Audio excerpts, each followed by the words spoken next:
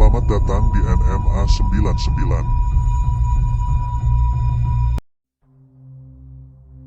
مرغی دیدم نشسته بر باره توس در پیشنهاد کله کیکاووس.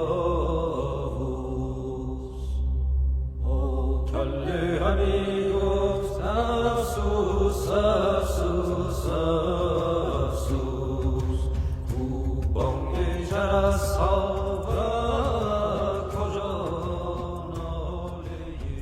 Jika kalian mendengar kata Palestina, apa yang terlintas di pikiran kalian? Pasti perang dan penderitaan anak-anak dan masyarakat di sana. Tentu doa kita selalu menyertai mereka. Tapi dalam video ini kita kali ini akan menjelajahi sisi yang jarang terlihat dari Palestina, yang penuh dengan keajaiban alam, budaya kaya, dan sejarah yang mendalam.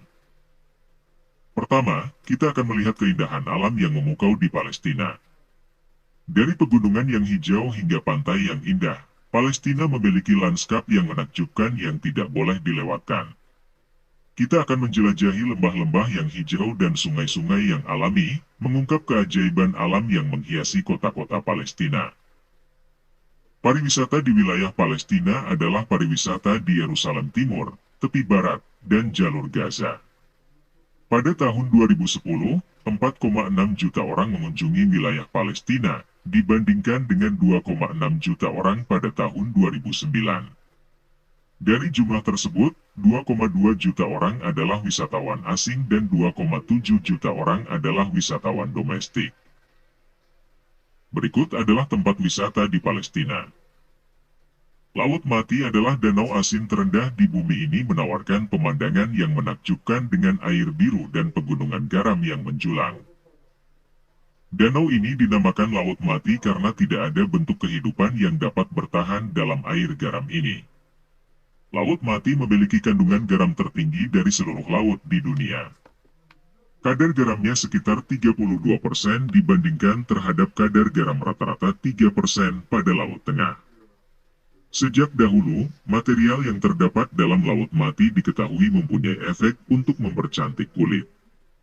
Dengan mengoleskan lumpur ini ke tubuh, mineral yang terkandung di dalamnya terbukti dapat memperbaiki kulit, melancarkan sirkulasi darah, dan dapat membantu kesehatan. Hal ini sudah lama diketahui oleh Raja Salomo, Cleopatra, dan Herodes Agung sehingga mereka mendatangi Laut Mati untuk memperoleh efek tersebut. Kemudian ada Bethlehem, ini adalah tempat kelahiran Yesus seperti yang dijelaskan dalam Injil Perjanjian Baru. Meskipun umat Kristen dulunya berjumlah 85% dari populasi pada tahun 1947, jumlah mereka telah menurun menjadi sekitar 40% pada tahun 2005. Bethlehem ditetapkan sebagai situs warisan dunia UNESCO pada bulan Juli 2012.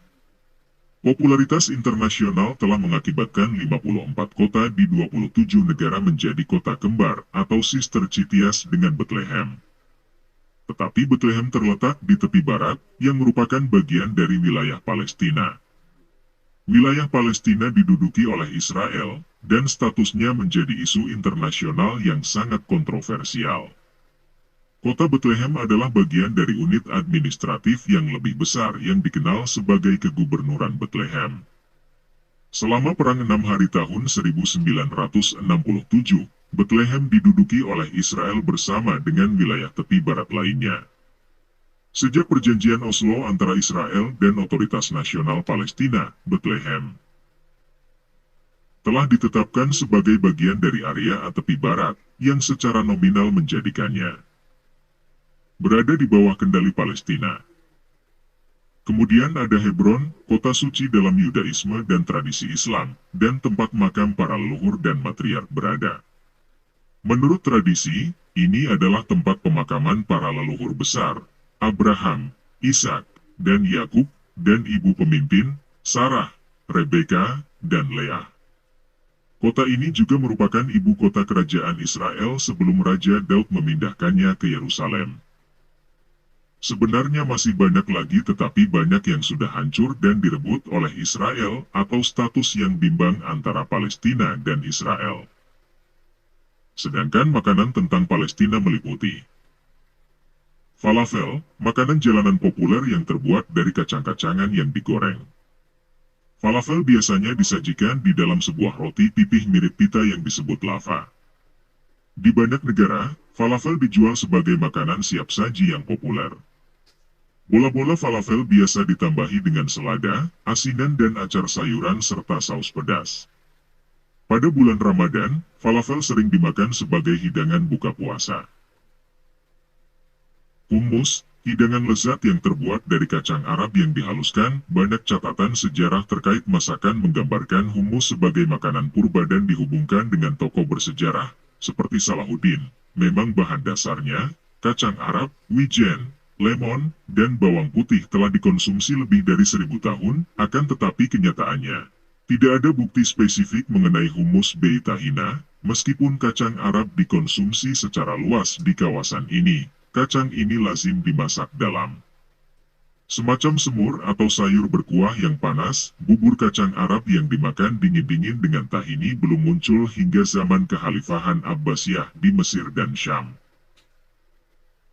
Mansaf, hidangan khas Palestina berupa potongan daging domba yang disajikan dengan nasi dan saus yogurt. Adalah hidangan tradisional khas Yordania yang dibuat dari daging domba yang dimasak dengan saus yang terbuat dari fermentasi yogurt yang dikeringkan dan biasanya disajikan dengan nasi atau bulgur. Mansaf menjadi salah satu hidangan yang populer dimakan oleh masyarakat Levant, wilayah Syam, Palestina. Mansaf juga menjadi hidangan nasional Yordania, dan juga ditemukan di beberapa negara Arab lainnya seperti Irak, Palestina, Suriah Selatan, dan Arab Saudi. Nama dari hidangan ini diambil dari istilah bahasa Inggris large tray, nampan besar, atau large dish, piring besar. Juga kita bisa menemukan kebudayaan yang kaya. Palestina memiliki budaya yang kaya, termasuk seni pertunjukan, musik, dan tarian tradisional yang menarik. Festival-festival budaya dan acara-acara tradisional juga memperkaya kehidupan kota di Palestina. Semangat kewirausahaan, meskipun dihadapkan pada berbagai tantangan, masyarakat Palestina tetap menunjukkan semangat kewirausahaan yang kuat. Usaha kecil dan kerajinan tangan lokal menjadi bagian penting dari ekonomi lokal. Sebenarnya masih banyak keindahan dan ragam wisata yang tercatat, namun itu semua hanya artikel sebelum tahun 2000 dan setelah tahun 2000 ke atas banyak yang sudah tidak ada dan tidak tercatat. Namun negara ini adalah negara yang indah seperti negara di Arab pada umumnya. Saat kita memandang keindahan dan kehidupan yang begitu bersemi di Palestina, tidak bisa kita lupakan pula bahwa di balik segala keajaiban ini, masih terdengar dentuman perang yang tak kunjung berhenti. Namun, melalui video ini, kita dapat merasakan betapa pentingnya untuk tetap menghargai kehidupan, keindahan, dan harapan di tengah-tengah perjuangan. Tak peduli berapa lama perang berlangsung, kecantikan pantai-pantai, kehidupan di pasar tradisional, dan keramahan penduduk Palestina tetap ada, dan kita harus merayakannya. Saya berharap, di tengah segala ketidakpastian dan kesulitan, negeri ini dapat segera meraih kedamaian yang telah lama dinanti. Mari kita berdoa dan berusaha untuk keselamatan dan perdamaian bagi semua warga Palestina dan seluruh umat manusia. Terima kasih telah menemani saya dalam perjalanan yang penuh inspirasi ini. Sampai jumpa pada petualangan selanjutnya, dan semoga kehidupan di Palestina akan terus bersemi, meskipun di tengah segala